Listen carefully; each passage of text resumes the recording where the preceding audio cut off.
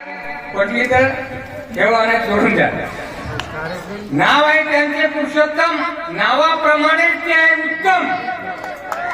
ते आहेत आमचे मित्र, त्यांना माहित आहे सुखी जीवनाचे सूत्र. त्यांची ख्याती आहे शिक्षणाविषयी सर्वत्र.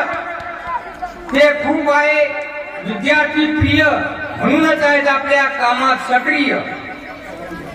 ते नेहमी ठेवतात पालकांशी संपर्क, परंतु कधीच घेत नाही मध्यार्थ. त्यांना छंद आहे, त्यांना आहे समाजसेवेचा छंद.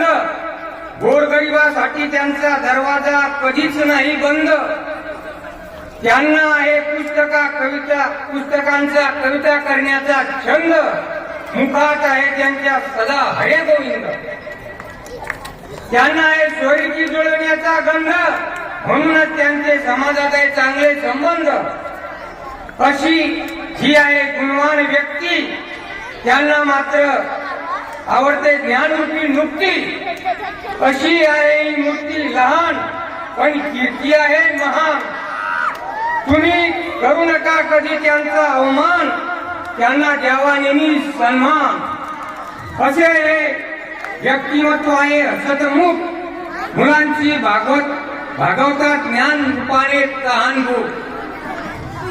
असे सर चौरे, रिटायर झाल्यावर मात्र तुम्ही सर्वजण होसाल बावरे. राजगुरू सांगतो तुम्हा त्यांच्या जवळ आहे ज्ञानरूपी मेवा.